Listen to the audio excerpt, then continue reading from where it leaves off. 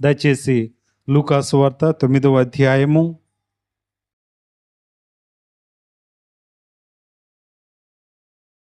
29వ వచనాన్ని చదువుదాం.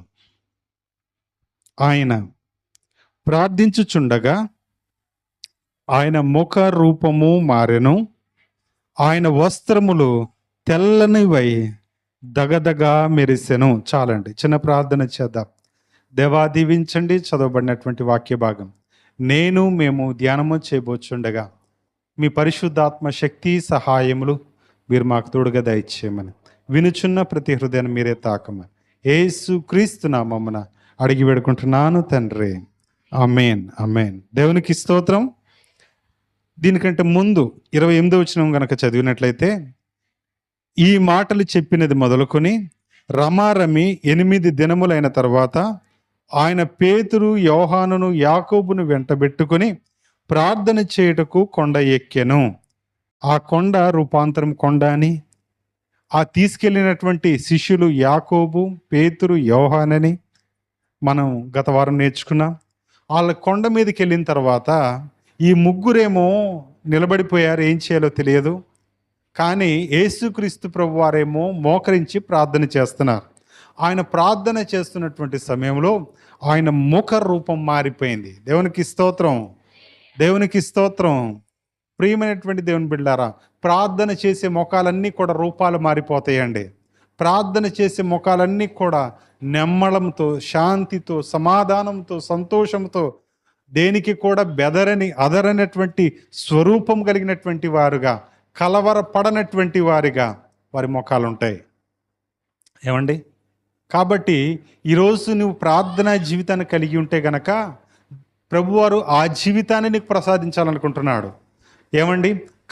కలవరం చెందినటువంటి జీవితం, కలత చెందినటువంటి జీవితం, లేకపోతే ఇహలోకమైనటువంటి శ్రమలతో కూడుకున్నటువంటి జీవితం నీకుండకూడదనే ప్రభువారు నిన్ను ప్రార్థన చేయమని నేర్పించారు. అందుకనే ఆయన మీకు పరలోక ప్రార్థన నేర్పించారు. ఆయన ప్రార్థన చేస్తున్నప్పుడు ఆయన రూపం మారిపోయింది. ఆయన రూపం ఎలా మారిపోయిందంటే దగదగ మెరిసిపోతుంది. ఆయన వస్త్రాలన్నీ కూడా తెల్లబారిపోయినాయి. దేవునికి స్తోత్రం. దేవుని ప్రసన్నత, దేవుని సన్నిధి ప్రభువారు ఆయన యేసుక్రీస్తు ప్రభువారు ప్రార్థన చేస్తుంటే ఆయన మీదకి వచ్చింది. ఈరోజు నువ్వు నేను ప్రార్థన చేస్తే, నేను మోకరిస్తే దేవుని సన్నిధానంలో ఆ ప్రసన్నత, ఏమండి, ఆ పరిశుద్ధత, ఆ ఆవరింపు, పరిశుద్ధాత్మ ఆవరింపు నీకు కూడా దేవుడు ప్రసాదిస్తాడు. దేవునికి స్తోత్రం. ప్రియమైనటువంటి దేవుని బిడ్డలారా, ఇలా ప్రార్థన చేస్తున్నప్పుడు ఆయన మునుపటి ఉన్న రూపం కంటే, మునుపు ఏ రీతిగా అయితే ఉన్నాడో ఆ రూపం కంటే మరి అంత ఉత్తమమైనటువంటి రూపం, అందమైనటువంటి రూపం, తేజస్సుతో కూడుకున్నటువంటి రూపం, మహిమతో కూడుకున్నటువంటి రూపం శిష్యులు చూశారు. వాము, ప్రార్థన చేస్తుంటే ఇట్లా అయిపోయింది ఏంటి అని చెప్పి ఆయన్ని ముట్టుకోవడానికి కానీ, ఆయన్ని ఆపడానికి కానీ, లేకపోతే ఆయన్ని సమీపించడానికి కానీ వారికి ధైర్యం సరిపోవట్లేదు. ఎందుకంటే అంతటి తేజస్సు యేసుక్రీస్తు ప్రభు వారిని ఆవరించింది. దేవునికి స్తోత్రం.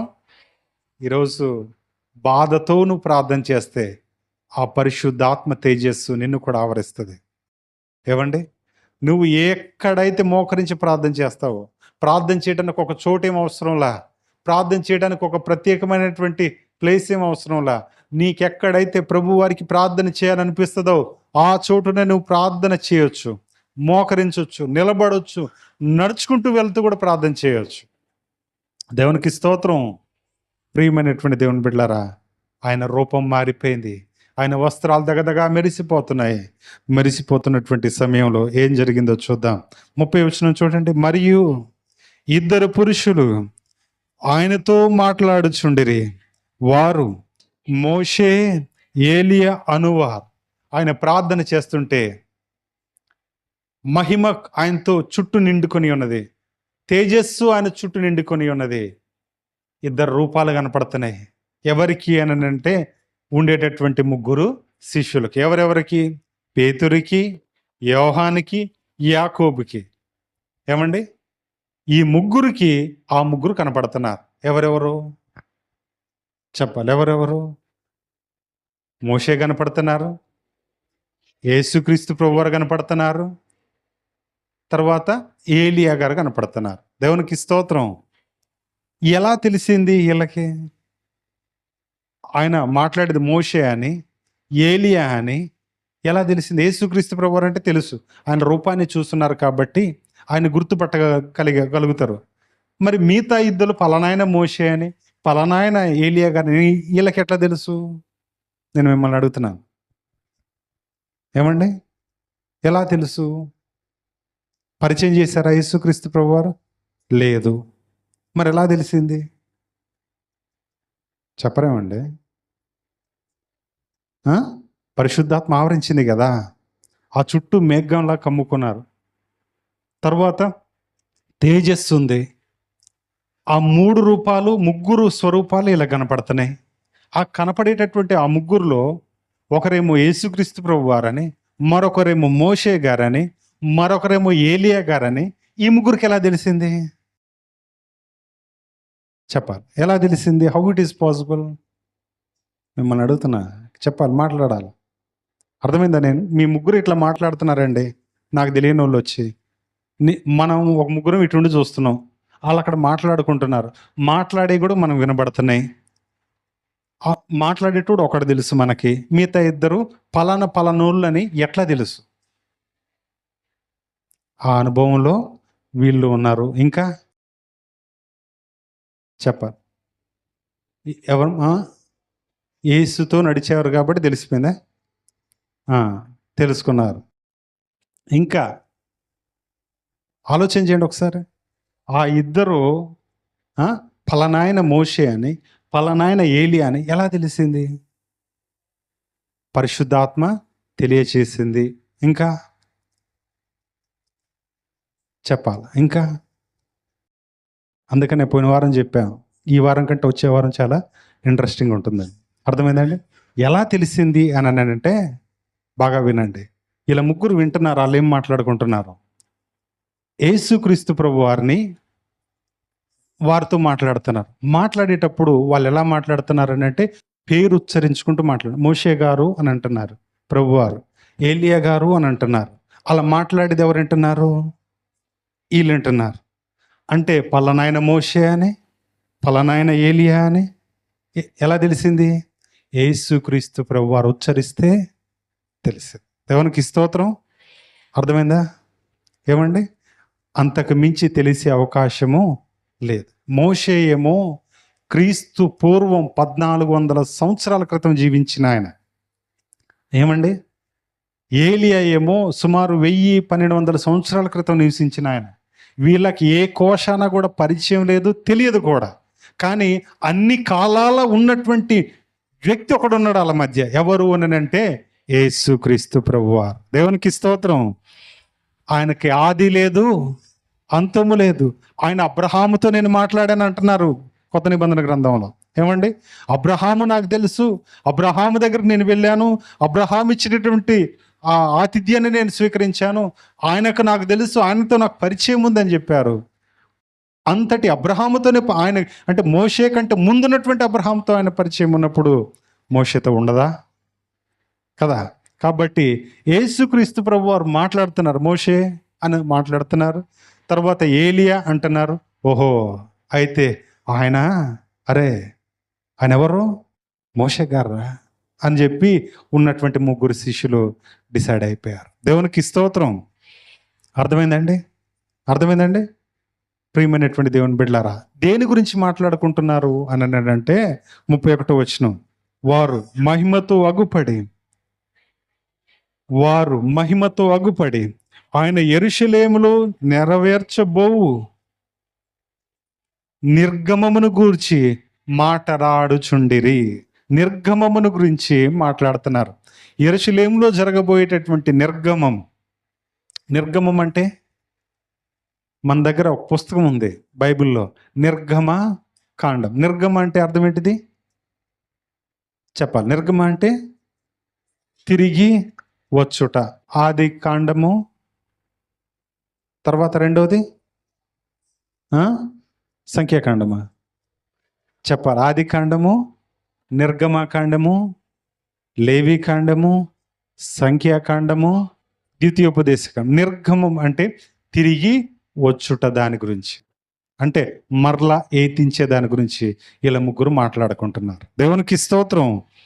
వీళ్ళంతా మహిమతో నింపబడినటువంటి వారై, తేజస్సుతో నింపబడినటువంటి వారై, పేరు పెట్టి ప్రభువారు మోషే ఇది, ఏలియా ఇది అని చెప్పి మాట్లాడుతూ యెరూషలేములో ఏ అయితే సంగతులు నెరవేర్చబడాలో, యెరూషలేములో ఏ ఏ సంగతులు అయితే జరగాలో, ఏ కాలములలో ఎలాంటి పరివర్తన జరగాలో, ఆయన శిలువ యాగం గురించి, ఆయన పునరుద్ధానం గురించి, ఆయన అప్పగింపబడే దాని గురించి, అన్ని విషయాల గురించి వీళ్ళు మాట్లాడుకుంటున్నారు. దేవునికి స్తోత్రం, దేవునికి స్తోత్రం.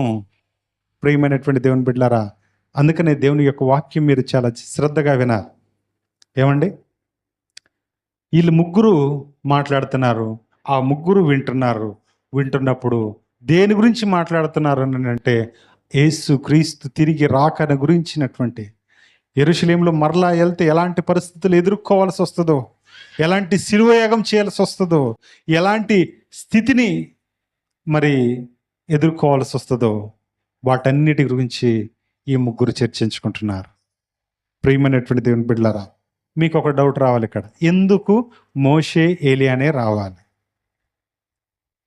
ఆలోచన చేయండి ఒకసారి. ఎందుకు వీళ్ళిద్దరే రావాలి అని అంటే, మీరు గుర్తుపెట్టుకోవాల్సింది కొన్ని విషయాలు ఉన్నాయి ఇక్కడ. ప్రియమైనటువంటి వాళ్ళరా, ధర్మశాస్త్రాన్ని రాసింది ఎవరండి?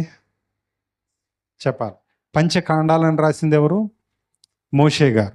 అంటే ఇశ్రాయేల్ ప్రజలు ఏం చేయాలి, ఏం చేయకూడదు, ఎలా ఉండాలి, ఎలా ఉండకూడదు, ఎలా జీవించాలి, ఎలా జీవించకూడదు, ఏం చేస్తే పరచబడతారు, ఏం చేస్తే అపవిత్రపరచబడతారు, ఏది చేయొచ్చు, ఏది చేయకూడదు, దేవునికి బలి ఎలా అర్పించాలి, నైవేద్యం ఎలా ఇవ్వాలి, తర్వాత ఎవరివ్వాలి, ఏ చోటనివ్వాలి, ఎట్లివ్వాలి, ఈ స్థితిగతులన్నీ కూడా మోషే ఏం చేశాడని అంటే, ధర్మశాస్త్ర గ్రంథములో ఆయన లెక్కించి పెట్టాడు ఇశ్రాయేలు జనాంగం కొరకు.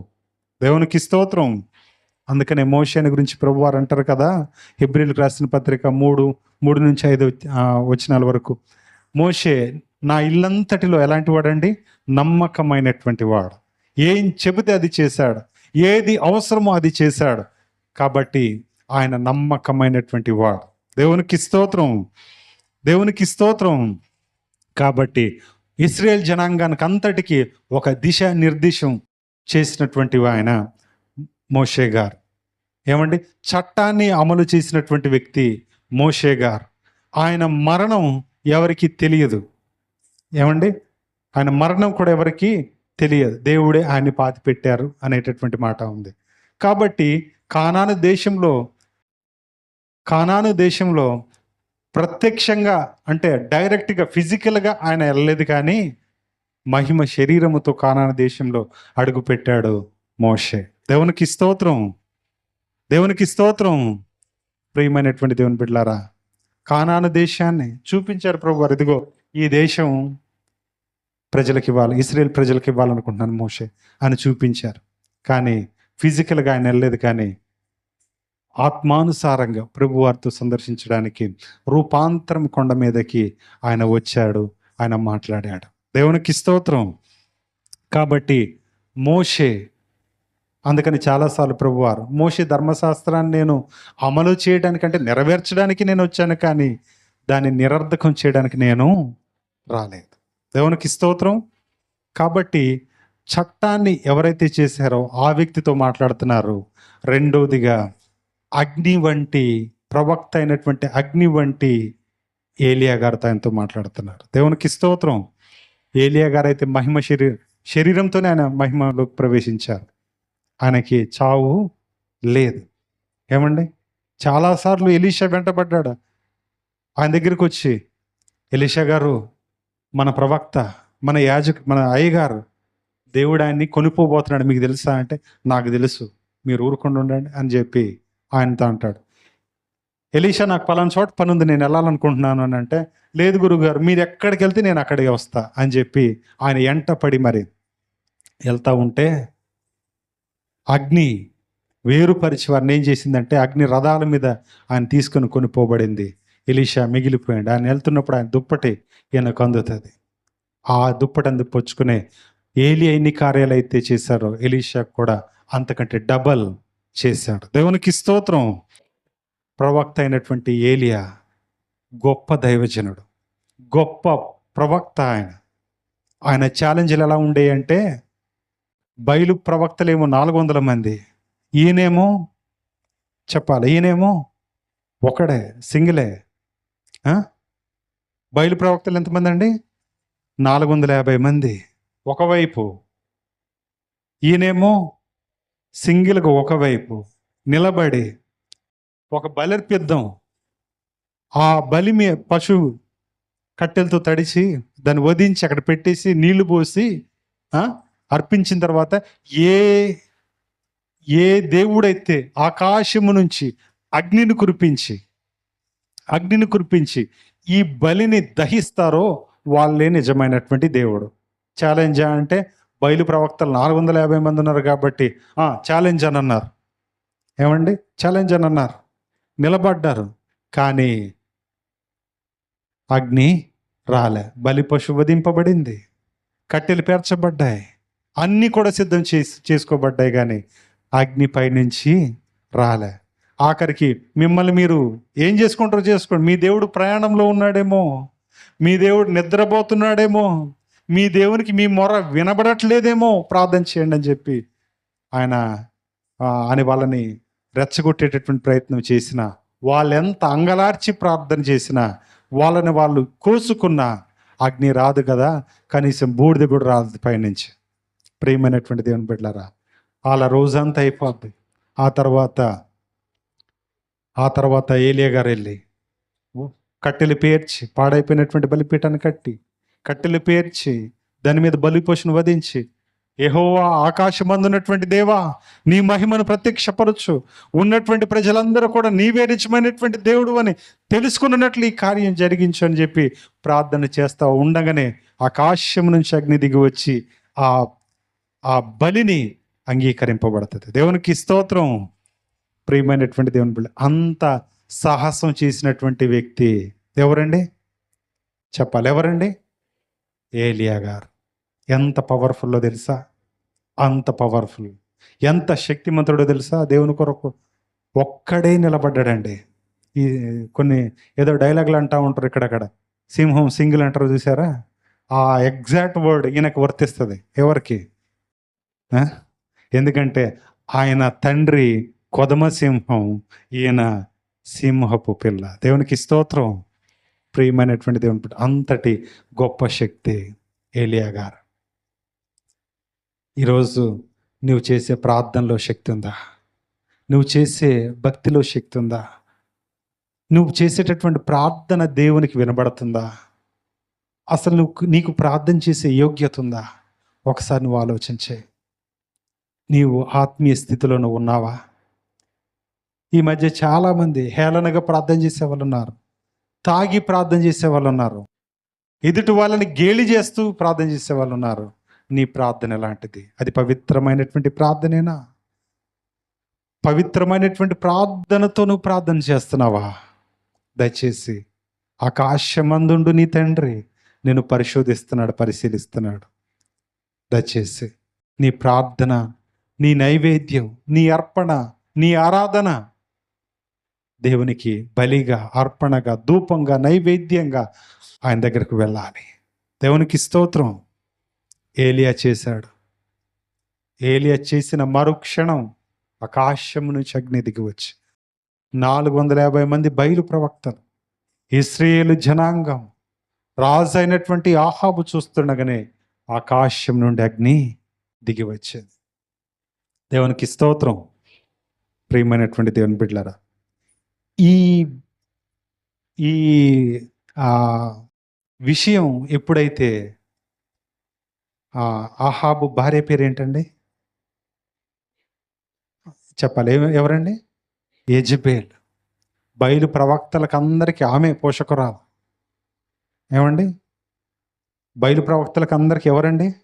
ఆమె. అన్నీ తానై ఆ దేవతను కొలిచేటటువంటి విధంగా చేసినటువంటి ఒక రకంగా నియంతత్వంతో కూడినటువంటి పరిపాలన ఆమె చేసింది. ఆహాబును కాదని ఆమె చేసినటువంటి పనులు చాలా దారుణమైనటువంటి పరిస్థితులు ఉన్నాయి. దారుణమైనటువంటి జీవితాన్ని కూడా ఆమె చూచింది. ప్రియమైనటువంటి దేవుని బిడ్డలారా, ఆ తర్వాత ఎప్పుడైతే బయలు ప్రవక్తలు అందరూ హతమైపోయారని తెలిసిందో, యెజబెల్ ఏమనుకున్నదో తెలుసా? ఏలియాని ఎట్లయినా నేను చెప్పాలి. ఏం చేయాలి? చంపేయాలి. ప్రియమైనటువంటి దేవుని బిడ్డలారా, మనిషి ఆలోచన ఒక్కొక్కసారి మనం అనుకుంటూ ఉంటాం, పలానోళ్ళు మంచోళ్ళే కానండి, పలానోళ్ళు చెడ్డ. ఆయన మంచోడే కానండి, ఈమె మంచిది కాదు. ఈమె మంచిదే కానండి, ఆయన మంచోడు కాదు. అవునా కాదా? సంఘంలో కూడా ఎట్లా ఉంటారు, పలానా సంఘ పెద్ద మంచోడే కానండి, అమ్మగారు చేయనీదండి. అంతే కదా మన జీవితాల్లో. కాబట్టి ఇద్దరు మంచిగా ఉండటం నేర్చుకోండి మందిరం. దేవునికి స్తోత్రం. అర్థమైందండి?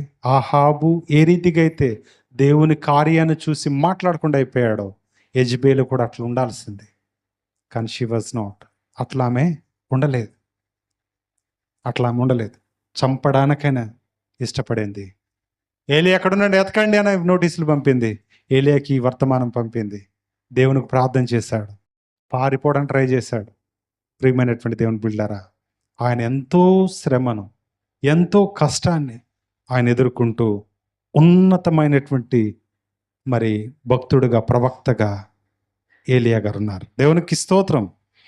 వీళ్ళిద్దరూ అందుకనే దేవునికి అత్యంత శక్తి కలిగినటువంటి వారు, గొప్ప కార్యాలు చేసినటువంటి వారు. ఫర్ ఎగ్జాంపుల్ మనం చూసినట్లయితే ఈ ఇద్దరు పోలికలు చూద్దాం. రేయింబగళ్ళు 40 రాత్రులు 40 పగళ్ళు మోషే సీనాయి కొండ మీద ఉన్నాడు. దేవునికి స్తోత్రం. 40 రాత్రులు 40 రోజులు కూడా హోరేబు అనేటటువంటి ప్రాంతానికి ఆయన ప్రయాణం చేస్తూ వెళ్తున్నాడు. ప్రవక్త అయినటువంటి ఏలియా గారు. మీరు వచనాలు చదువుకున్న తర్వాత నిర్గమకాండము 24:18లో మోషే 40 రోజులు దేవునితో ఉన్నట్లుగా తెలియపరచబడతా ఉన్నది. 40 రోజులు ప్రయాణం చేసినట్లుగా ఏలియా గారి గురించి రాజులు మొదటి గ్రంథం 19వ అధ్యాయం 8వ వచనంలో వ్రాయబడతా ఉంటుంది. అలాగే దేవుని వెనక భాగమును చూసినటువంటి వ్యక్తిగా మోషే గారు ఉన్నారు. నిర్గమకాండం 33:20-23 వరకు. అలాగే దేవునితో మెల్లనైనటువంటి స్వరముతో మాట్లాడినటువంటి అనుభవం, ఆయన్ని దర్శించినటువంటి అనుభవం ఏలియా గారికి ఉన్నది. మొదటి రాజులు 19:11-13 వరకు. ఏమండి? అలాగే మోషే పారిపోయి, అంటే ఐగుప్తు నుంచి పారిపోయి వారి మామ అయినటువంటి మిద్యాను దగ్గరికి వెళ్ళిపోయినట్లుగా నిర్గమకాండం 2:15లో రాయబడి ఉన్నంటే, ఏలియా గారు కూడా తన ప్రాణంని కాపాడుకున్నట్టుకై మొదటి రాజులు 19:3లో పారిపోయినట్టుగా, యెజబెల్ గురించి దడిచి పారిపోయినట్లుగా మనకు కనబడతా ఉంది.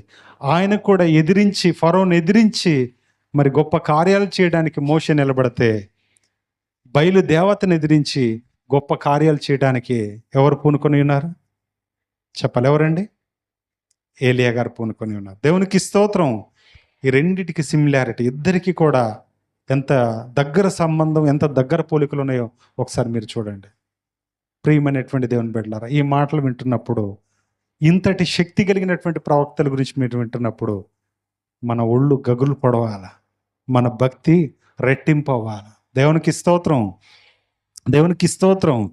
వీళ్ళ గురించి ధ్యానం చేస్తూ ఉంటే, వీళ్ళింత శక్తి కలిగినటువంటి వారా, ఇంతటి గొప్ప కార్యం చేసినటువంటి వారా.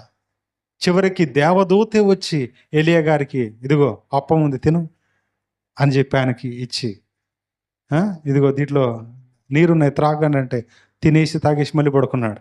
మళ్ళీ పడుకున్న తర్వాత మరలా కొద్దిసేపు అయిన తర్వాత మరలా దేవదూత వచ్చి, ఇదిగో మరలా నీ కోసం ఆహారం సిద్ధం చేసేది, తిన్నాడు.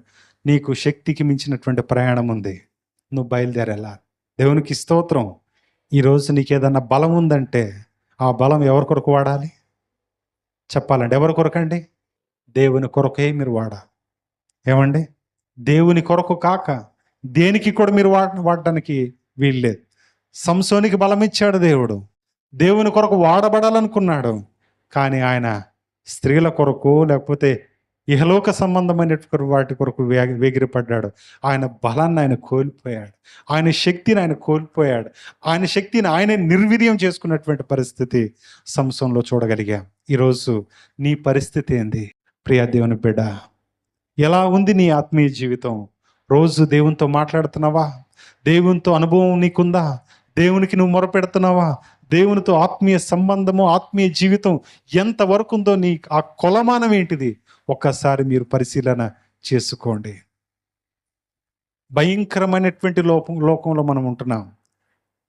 ఏమండి, వారు తోడేళ్ళై గొర్రె చర్మాన్ని ధరించినటువంటి వారై ఎవరిని మోసపుచ్చుదనని చెప్పి నిత్యం ఏదో ఒక పేరు చెప్పి, దేవుని పేరు చెప్పి మోసం చేసేటటువంటి ప్రజల మధ్య మనం ఉన్నాం.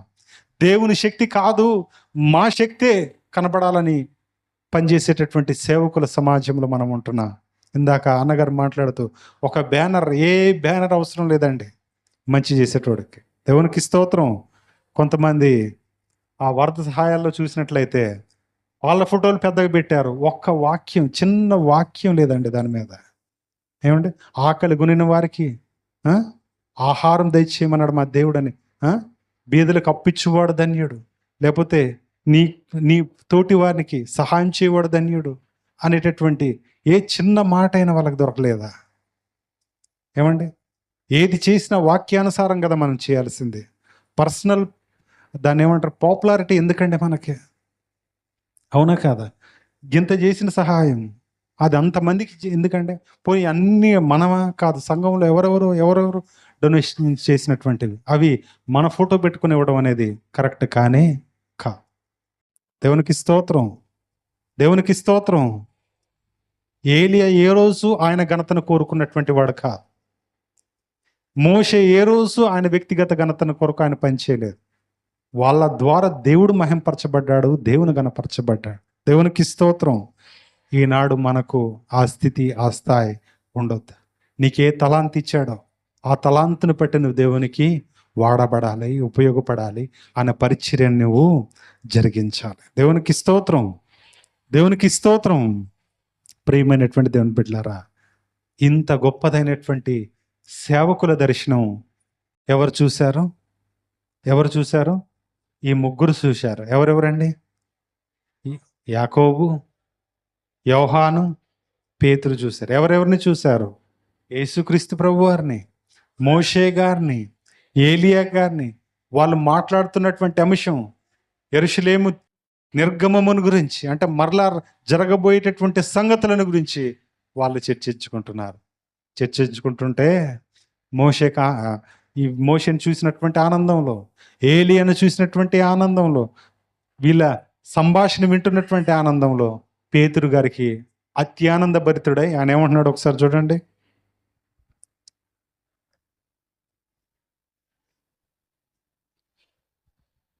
33 అనుకుంటా కదండి, 32.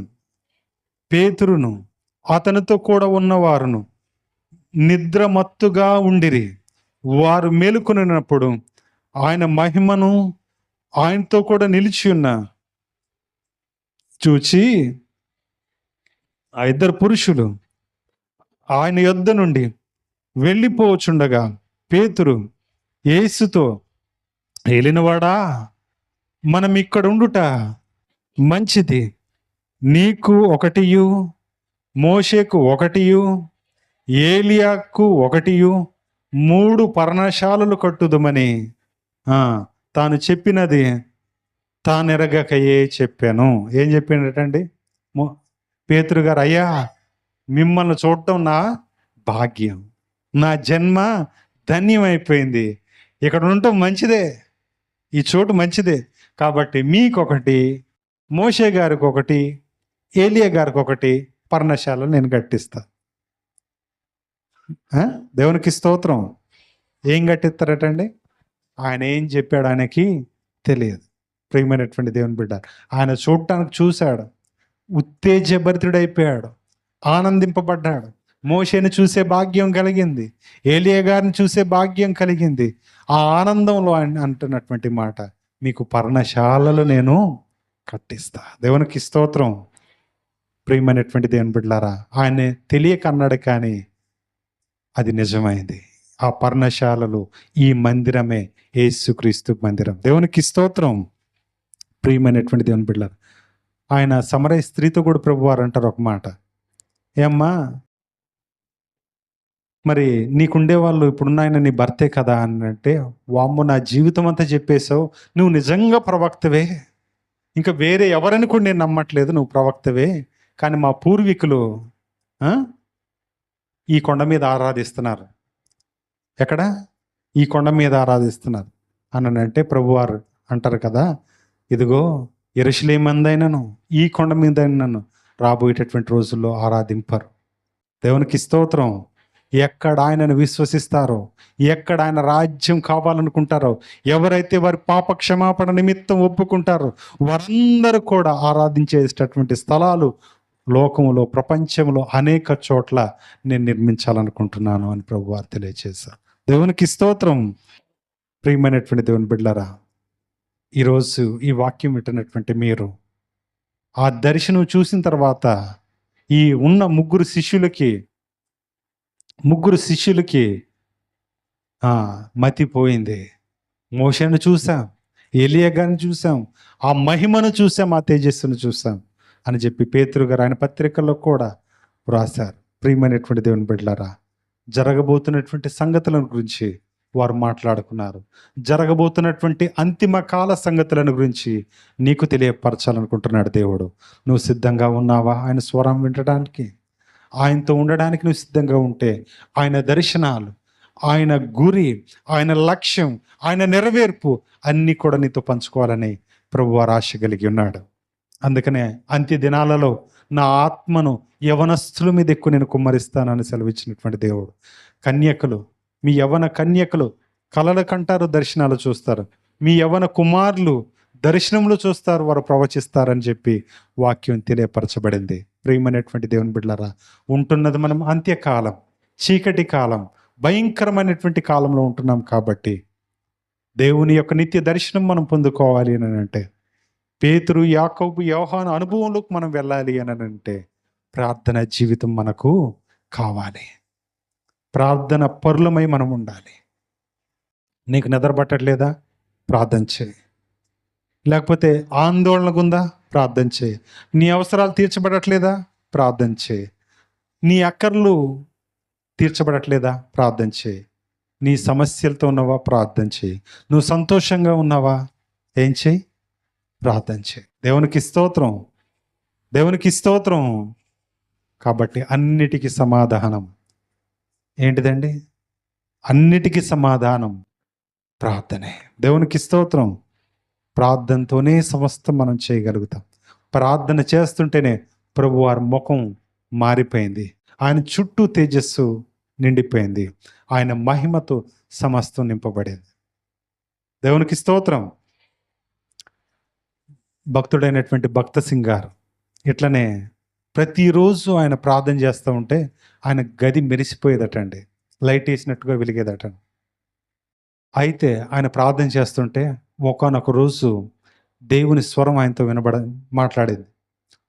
ఈరోజు ప్రార్థన చేసే ముందు నీ ఇంటి తలుపులు గొళ్ళెలు తీసుంచు అని అంటే, ఎందుకో తెలియదు ఈయన గొళ్ళెలు తీసే ప్రార్థన చేయటం మొదలుపెట్టారు.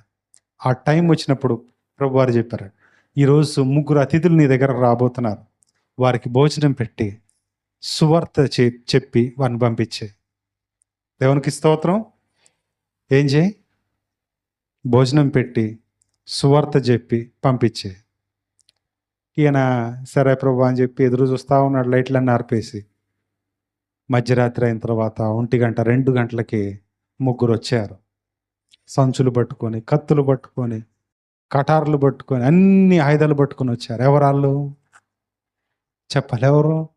మధ్యరాత్రి ఎవరు వస్తారండి? మంచోళ్ళు వస్తారా? తాగుబోతులు, తిరిగిబోతులు, దొంగలు వచ్చే టైం అది. వీళ్ళు 3 వచ్చారు. దొంగలు వచ్చి ఇక అన్ని సామాన్ అయితే ఈయన ఎంబటి మెలుకును, ఓహో వచ్చారా అని చెప్పి లైట్ వేసాడు. లైట్ వేయగానే అందరూ పారిపోవడానికి ట్రై చేస్తున్నారు, 3 దాక్కోవడానికి ట్రై చేస్తున్నారు.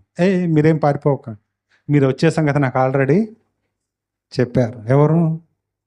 మా ప్రభు చెప్పాడు, రండి అని చెప్పిండాడు. వాళ్ళేం భయంతో, వణుకుతో, భీతితో భయపడుతున్నారు. ఈడెక్కడ పోలీసులక పట్టెత్తాడా అని చెప్పి కూర్చోబెట్టి మంచిగా భోజనం పెట్టి, ఎప్పుడు తిన్నారయ్యా అంటే ఒక్కొక్కడు చెప్తున్నాడట, నేను మొన్న తిన్నానండి, నేను నిన్న తిన్నానండి, నేను ఎప్పుడో తిన్నానని చెప్తున్నాడు. వాళ్ళందరికీ కడుపు నిండా భోజనం పెట్టి సువార్త చేసి ఏ చిన్న కానుకిచ్చి ఈ ఎదవ పనులు మానేయండి అని చెప్తే ఆరు వాళ్ళ మాటలు విని ఆ తర్వాత విశ్వాసులుగా మార్చబడ్డారు. దేవునికి స్తోత్రం. దొంగలే మార్చబడ్డారండి, నరహంతకులు మార్చబడ్డారండి, భయంకరమైనటువంటి శాపగ్రస్తులు మార్చబడ్డారండి. దేవునికి స్తోత్రం. ఈరోజు మారిన నీవెలా ఉపయోగపడుతున్నావు నీ దేవునికి? నిన్ను ఒక మోషేలా చూడాలనుకుంటున్నారు, నిన్ను ఒక ఏలియాలా చేయాలనుకుంటున్నారు. యేసు క్రీస్తు ప్రభు వారికి నమ్మకమైనటువంటి శిష్యులలో ఒకరిగా నిన్ను ఉంచాలనుకుంటున్నారు. ప్రియమైనటువంటి దేవుని బిడ్డలారా, ఈరోజు నువ్వు ఆయనకు సరెండర్ అవుతావా? నీ హృదయాన్ని ఆయనకు అప్పగిస్తావా? ఒకనొక రోజు పోయిన వారం చెప్పాను, యాకోబు యోహాను గారు వచ్చి, ప్రభువా పరలోకంలో నీ పక్క సీటు నాకు రిజర్వేషను కావాలి అని అంటే, బాబు నేను చేసేది మీరు చేయలేరు, నా గిన్నెలో మీరు త్రాగలేరు అని అంటే, ఆయన అంటారు కదా, శిష్యులు అంటారు కదా, ప్రభువా నువ్వు చేసేది మేము చేయగలం, నీ గిన్నెలోనిది కూడా మేము తాగగలం అంటే, ప్రభువారు అంటున్నారు, నేను చేసేది మీరు చేయొచ్చు, నా గిన్నెలోనిది మీరు త్రాగొచ్చునేమో, కానీ నా పక్కన కూర్చునేటటువంటి అధికారం, మీకు ఆ అవకాశం కల్పించే హోదా నా దగ్గర లేదు, నా వశంలో లేదు. దేవునికి స్తోత్రం. బహుశా నీ కొరకేనేమో ఆ ప్లేస్ రిజర్వేషన్ చేసి ఉంచారు ప్రభువారు. కాబట్టి దయచేసి మనమందరం మన జీవితాలను ఆయన తిరిగి రాబోతున్నాడు, నిర్గమము చేయబోతున్నారు ప్రభువారు రెండో రాకడల. ఏమండి, మొదటిసారిగానే గొర్రె పిల్లగా వచ్చి నీ కొరకు వధింపబడి ఆయన నీ కొరకు శిలువ యాగము చేసి చనిపోయి మూడో రోజున తిరిగి లేచి పరలోకం అనే స్థలంలో నీ కొరకు ఇల్లు కడుతున్నాడు. మరలా ఆ చోటు నుంచి రాబోతున్నాడు, నిర్గమం చేయబోతున్నారు. ఆ రోజు కల్లా నువ్వు నీతిమంతుడుగాను న్యాయమంతుడుగాను ఉన్నట్లయితే ప్రభువారు నిన్ను కొనిపోవడానికి ఆయన నీ కొరకే రాబోతున్నాడు. దేవునికి స్తోత్రం, దేవునికి స్తోత్రం. అక్కడ అనేక మంది పరిశుద్ధులను మరలా మీరు మోసేని చూసే అవకాశం, మరలా మీరు ఏలియా గారిని చూసే అవకాశం, లాజరు గారిని చూసే అవకాశం, అబ్రహామును చూసే అవకాశం, ఇసాకును చూసే అవకాశం, యాకోబును చూసే అవకాశం, తల్లి అయినటువంటి మరియ గారిని చూసే అవకాశం, అనేక మంది పరిశుద్ధులను చూసే అవకాశం ప్రభు నీకు నాకు కల్పించబోతున్నాడు. దయచేసి అటు జీవితాన్ని మనం సంపాదించుకోవడానికి నిరంతరము ప్రార్థనా పరులమై, ప్రార్థించువారమై, ఎన్ని కష్టములు వచ్చినను, ఎన్ని నష్టములు వచ్చినను, ఎన్ని శోధనలు వచ్చినను ప్రార్థనని విడువక ఎడబాయక ఆయనకు నిత్యం మొరపెట్టేటటువంటి వారంగా ప్రభువారు మనల్ని చేయాలనుకుంటున్నాడు. కాబట్టి యేసుక్రీస్తు అనుభవాన్ని చూశారు శిష్యులు, వీరు కూడా ప్రార్థన చేయటం మొదలుపెట్టారు. ఈరోజు వారి అనుభవం చూసినటువంటి మనం కూడా ఏం చేయాలి? ప్రార్థనా జీవితాన్ని కలిగి ఉండాలి. దేవునికి స్తోత్రం, దేవునికి స్తోత్రం. కాబట్టి ప్రియమైనటువంటి దేవుని బిడ్డలారా, ఈరోజు ఆయన మందిరంగా, ఆయన నడిచే మందిరంగా, ఆయన ఆరాధించే మందిరంగా, ఆయన కొరకు సజీవ యాగమైనటువంటి మందిరంగా మీరు నేను ఉంచబడి అనేకులకు రక్షణార్థమైనటువంటి జీవితం మనమందరము జీవించాల్సినటువంటి వారమై ఉన్నాం. కాబట్టి మీ పనులేవో మీరు చేయండి, పర్లేదు. మీ ఉద్యోగాలు ఏవో మీరు చేయండి, పర్లేదు. మీకు ఏదైతే ఉపాధి కొరకు ఏదైతే బిజినెస్లు ఉన్నాయో అవన్నీ చేయండి, పర్లేదు. కానీ దేవుని పనిని కూడా మీరు బాధ్యతగా, భారంగా, ఇష్టంగా చేయాల్సినటువంటి వారై ఆయన రాకడ సమయంలో నమ్మకమైనటువంటి పనివారుగా మీరు నేను మనమందరం ఎంచబడుతూ నిత్య రాజ్య వారసత్వాన్ని మనమందరం సంపాదించుకుంటూ ఇహలోకంలో ఉంటూనే పరలోక పౌరసత్వాన్ని మనం సంపాదించుకొని ప్రభు వారికి నమ్మకమైనటువంటి పిల్లలంగా మనం జీవించుదాం. దేవుడి మాటలు దీవించుగాక. ఆమేన్. తలలు వంచండి, కళ్ళు మూసుకోండి, ప్రార్థన చేద్దాం. దేవా దీవించండి, నీ మాటలు విన్నాం ప్రభువా,